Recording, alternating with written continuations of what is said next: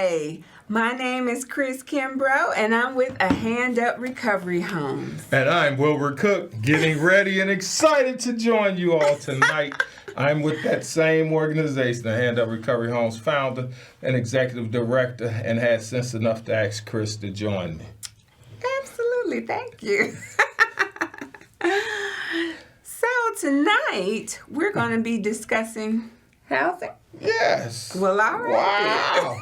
And it's plenty of people need plenty of it. Absolutely. And that's before the 60,000 to 75,000 migrants. Yeah. The immigrants came in our city, and it has, the number of people who were in need of housing before they got here was already great. The number of homeless people was already great. And now we've added on top of that, even more people in need. Housing is one of the biggest issues in Chicago right now. And it's a driving force for violence, other crimes of passion, crimes of property crimes, because people trying to find that few dollars they need to either rent a space, hotel or whatever for the night, for the week to stay in, or they trying to actually put together some money where they might can rent an apartment or something. But the problem with the couch surfers today, half of them don't like following rules, and the reality is that when they get upset, it can get dangerous now. It used to be people yelled at each other, had little fist fights and all that, but now people pull out guns and even may revert to the old knife. Right. But so we need to help people get their individual spaces, and that's what we're finding out. We have a housing event tomorrow. Absolutely. At Character Cincinnati AME Church, 1448 South Holman, from 5:30 to 6:45. And I'll be there. The goal is to help build houses in the future, but unfortunately, we always have 4 or 5 people at least who could use immediate housing. Absolutely. So we're trying to secure somebody there, a couple of agencies. We're trying to get there tomorrow evening, 1448 South Home in Character Cincinnati, where we'll be discussing building future housing, and we're trying to secure someone who can talk about possibly placing people immediately. I guess I got to at least call Cedric, because he's the one connection we have to most other housing groups. Right. I might would call other people, but I guess their list is probably better than their connection. Yeah. Anyway, and Chris, so haven't you noticed as you do our surveys and things after the housing meeting, we get a pretty good response to the survey, but unfortunately, it shows, I think, what I'm saying. The need is greater than the actual supply that we have. We try to do our best. And the thing is, a lot of the people that we come across on the streets, they do happen to be homeless, So at that point, our only juncture is to possibly send them to a shelter for immediate housing. But because of the great influx of newcomers, it's pretty much slim pickings, because there's so many people now in need. Right. Just a little over a month ago, our workers happened to go by the local emergency shelter heating unit during the winter and cooling station during the summer, 10 South Kedzie, where the city usually help people. Right. And they bumped into a lady that the city was telling, unfortunately, ma'am, we can't let your daughter stay in here. She's too young to be in this facility with grown folks at the heating warming center. If I remember the story correctly, then they were saying, unfortunately, we can't place you right now. And there's not a place, and she's a mother with a child. And then you can't stay in the warming center because it's not designed for children to be in there around those adults. And I understand why, because unfortunately, they don't know the background of those adults. And they don't want to be liable for anything happening to anyone's child. Because I understand that, and having worked with teenagers and worked with people that got some interesting backgrounds, to say the least. No, unfortunately, when you're helping ex-offenders, you do not, excuse me, slow down, only get somebody who's committed a burglary or a robbery, or even maybe every now and then we get one to get out of jail with attempt murder or sold a bunch of drugs. We get sex offenders, and those are the toughest ones to place. Right. Right now, every month, I turn down a sex offender that wants to live at our location. It's far enough away from schools if they mess with children. It's far enough away from other public places where people are that our site qualifies. Right. The problem is they do not want 2, 3, 4, 5 of them living at the same residence, and then our program can't accept them because past one person in our program itself, I have to accept them if I do as a landlord. I cannot accept them into a hand-up recovery homes at that location or we only can help one person when we get back to housing at a time. Because if you have more than one sex offender at your business location, be it nonprofit, LLC, or corporations, you have to have special licenses and training and a certified counselor or social worker available in case an incident arises or the person goes through some kind of trauma that you start to be concerned they could have another episode and act out on their past bad decisions, bad behavior. And so it's a very delicate balance, and I kid you not, almost every month for 16 and a half years, I've had a call for someone trying to play. And then a lot of them get stuck in jail now because it's not placements that's suitable for sex offenders, and the communities do not want them around. You think they got a stigma against people who, they'll accept a murderer or attempted murderer faster than a sex offender. Yeah. And it's interesting considering people lose family members to murder. But the problem is the stigma, taboo, and the mental emotional trauma created by being violated. Whether it's a man, whether it's a woman or a man, because today more and more often, and not just in jail, let's get that out, that it just started happening in jail, that men get violated. Unfortunately, young boys and all of that getting violated throughout history. It was taboo for boys to talk about it. Probably the craziness, as much as I don't like to defend him, but R. Kelly, crazy as he is, because he was violated. It doesn't excuse him growing up and having enough money to get help, but he didn't get help. And so he ended up a pedophile for all those years. Yeah. And a lot of adults did not go to jail that was complicit, especially a lot of rich adults in the music industry. Right. So the reality is we still dealing with poverty. Poverty means couch surfing, not having your own place to live, and we're trying to address that need moving in the future. Hopefully we'll build 3 to 7 new affordable housing units on the west side, starting with 1 or 2 or maybe even 3 in North Lawndale. We're trying to secure philanthropist funding. So please hit us up, and we'll try to get you a site in the future where you could send donations to the nonprofit. And we're trying to secure the development funds as we speak. We got a big proposal out of town. Yes. We got to check on it. Matter of fact, Chris, by tomorrow or early Monday, we got to check on it. And we're trying to get some real good blessings sent to Chicago to help us help people. Yes. So that's always our number one goal, is to help people. I know that I sound like a broken record almost every week. I'm always repeating it. We try to meet people at their needs and help them where they're at and their level of care that they're in need of, So we do have counselors, and if our counselors can't help them, then we do send them, a reference to some place that can, Bottom line is just we want to help people. And that's our goal every minute, every hour, every day. But is help people first. And we We are helping people even when we don't have funding.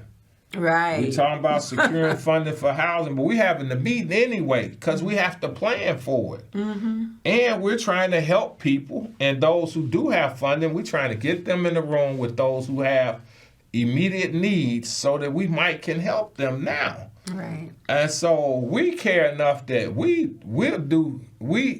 will and do the work, whether there's a paycheck or not. That's Because right. we love our people and we love our community we grew up in.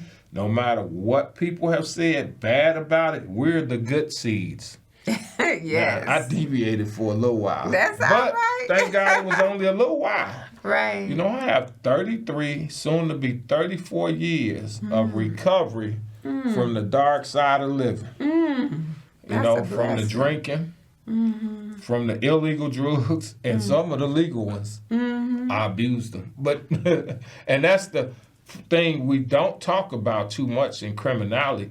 How many of these prescription doctors and pharmacists ever went to jail like the drug dealers on the street? Exactly. But it's a lot of pills, and the whole fentanyl crisis mixed with the heroin started because of pills being given to people that then realized they could crush them and make the drugs stronger. Right. And that was local first. Now the cartels caught on and started sending it in powder ready instead of in pill form. Right. But the initial crisis was manufactured right here in the good U.S. of A. And we need to start telling the truth about how poor people stay stepped on, crushed, and undermined on the lower rungs of society. Right.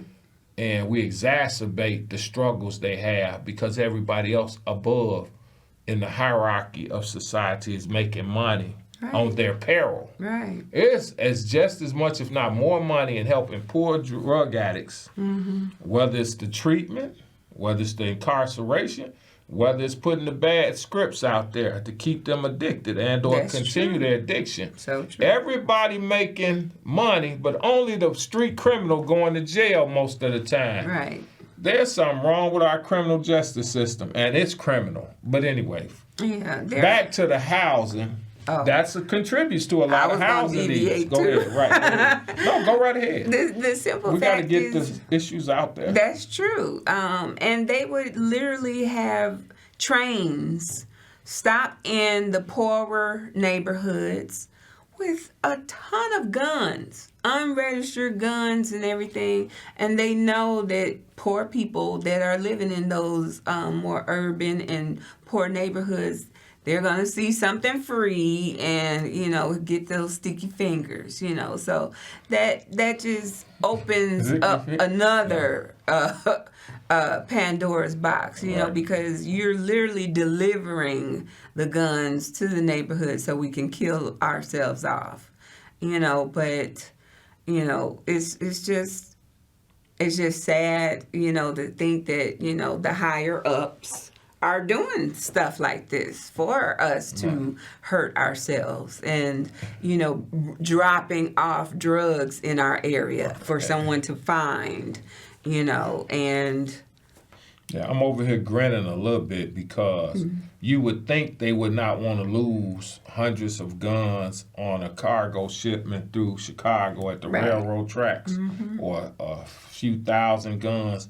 But the sad reality is they'll write it off as a business loss. Exactly. And recoup and or offset profits with those losses. But nobody gets to offset anything when they start killing each other in the street and wounding and maiming each other in the street. Then the poor people pay for exponentially much longer, whether it's by dying and families grieving, by going to the penitentiary and destroying your family, or you survive these shootings and you're maimed for life, or you disabled or physically challenged and or mentally, emotionally challenged for life because of the damage of an illegal gun gotten illegally at the rail yard, but deliberately the train stopped there, and folks in the underworld, the counterculture, the gangs, were told that the shipment was there stagnant for a few hours or a day, and they could go hit the yard and get all those guns. It's not by accident many of these guns hit the street. It's not. And one of the biggest culprits is our medical industry, because it's all about the dollar, because when you're in the hospital for a certain amount of time, to have a procedure done or whatever, they're kicking you right on out before you're actually healed enough to actually be discharged. So you come in with all these gunshot wounds and stuff, and then they'll patch you up right quick, and then they push you right out because another patient means more money, and that's what it all boils down to, sadly. That's everyone's focus these days is all about money. And thank you. Instead of putting people first. Unfortunately, that's too true. And unfortunately, many of them go out still wounded mentally, emotionally.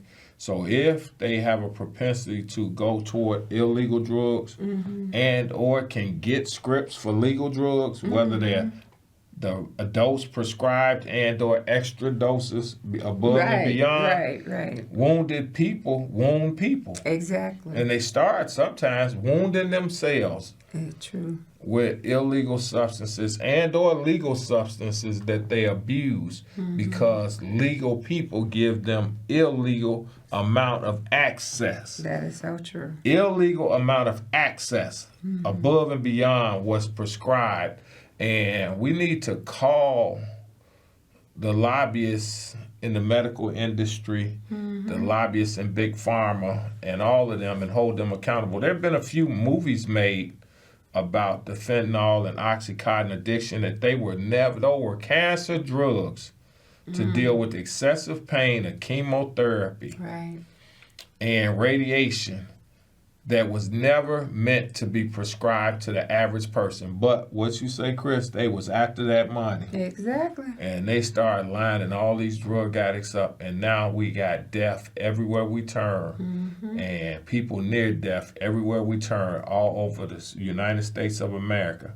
Because Big Pharma put Oxycontin out there and then said some of them getting used to Oxy that's 10 times stronger than the heroin, and they added fentanyl. And then now we got all these people with guns too, and they delusional and half conscious.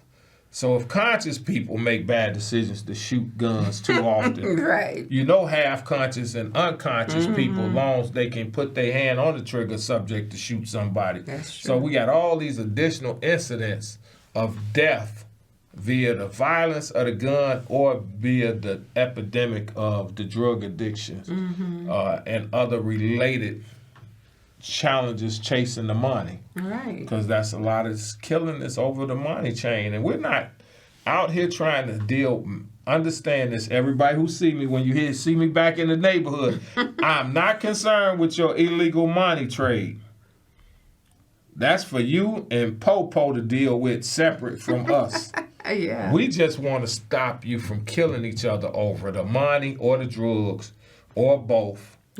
Or over the subsequent issues all around the money and drugs. Absolutely. We'll territory take it step and all by that. step. That's all we want to help you stop. And then we want to try to build housing as we help people clean up, change their life. That's our goal. It is not to mess with you and your money. That's for you and Popo to decide and handle. We ain't in that. We ain't in that struggle. We talking about it, but we're not in that. We advocating that you don't just go to jail either. We say go get the folk that's supplying the street. So just understand, we're not blaming you for trying to survive on the bottom or lower rungs, even when you're getting a little bit rich. It's people that's super rich helping keep this train going. That's true. Helping keep you all pitted against the community. So true. The sad part about it is, it's a vicious cycle, and history repeats itself, time and time and time again. The mere fact that, certain behaviors are taught to their children. Like racism isn't natural, it's a taught behavior. Because if you're racist, you're going to teach your child not to like this other person because of their skin color. And the same goes for different methods and behaviors.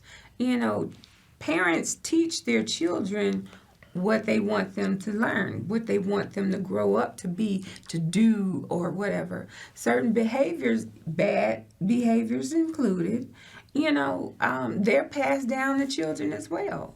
So the mere fact that, okay, you're on drugs, you're an alcoholic, you're doing this and that, and you have your child growing up to see you doing all of those things, they're going to think that's all right simply because their parents did it, and, your parent is your first and best teacher, supposedly, hopefully, prayerfully.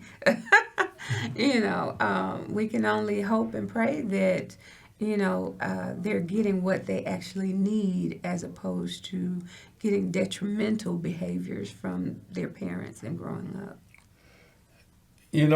Chris, you touched on a very significant point that we have to have wraparound services. We've been talking about it for 20-some years in social service, but most of us don't. And unfortunately, the only thing wraparound is that money. Because there's a lot of agencies getting millions of dollars to help in the community.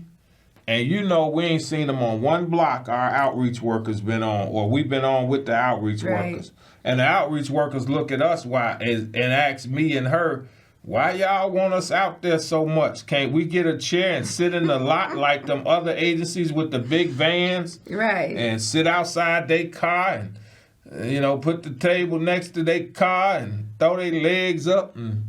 Absolutely and we like, no, we're going to try to get to the door and talk to the people. Exactly. We're going to try to talk to the people as they walk down the main thoroughfare of Pulaski or Douglas Boulevard or 16th Street or Roosevelt Road or Madison.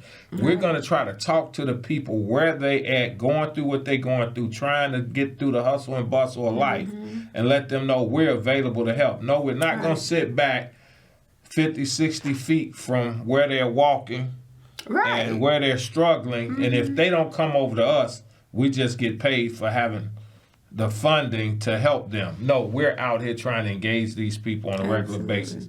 But we don't always engage in the dangerous situations. So all money ain't good money, mama said, and that doesn't even matter. If you're in peril and danger, you got to take care of the staff in order that we can help more people long term. Absolutely. We got to stay alive to help folks stay alive. Right. So, and that gun violence is a dangerous proposition, but we handle it as best we can, and we handle our lanes of service to people with the other issues that contribute to gun violence. Right. We're not the ones you're going to see at the scene of the shooting. You will see us on the block a week later, 5, 6 days later. Sometimes you might see us 2, 3 days later, sometime. Yeah. But the day stuff jump off, we trying to stay alive too. Right. We let the popo handle that, all the other folks that sign up for that part that we don't see the rest of the week. We'll be there the rest of the week, the rest of the month. Why some of them folk just walk through, do their thing, then they go back to the office and get on the phone, we hope. That's true. Trying to make sure stuff stop happening and get folks to meet one-on-one. It's different strategies. Right. But we've had a wonderful show. Thank you, Chris. Absolutely. It's been a pleasure to co-host with you again. Thank you, sir. And let you take the lead most of the time. You lead the show starting and I lead the show talking. But we have such a wonderful chemistry, and that's the best part of this. And we know there's plenty of success to come, because whatever you don't want to hear from me, you can enjoy pleasantly hearing from Chris. We're still one team. But we're one team, one goal, and that's to help the people. Absolutely. Starting with B1, Black folks first in our community, because that's who's there, that's who we grew up around, but in helping the whole society, because as we help all of them come up, the whole United States of America come up. Just like we helped build it to be what it is today. Them skyscrapers, everything else was built off our backs. Right. And we just want to remind you of our housing event tomorrow at Carrier Centenary It's 1448 South Holman Avenue in Chicago from 5:30 till 6:45. 6:45. All right. All right. We'll see Beat you me tomorrow. there, or at least see me there. All right. Thank All you. right. Bye. Carrie, Church Centenary.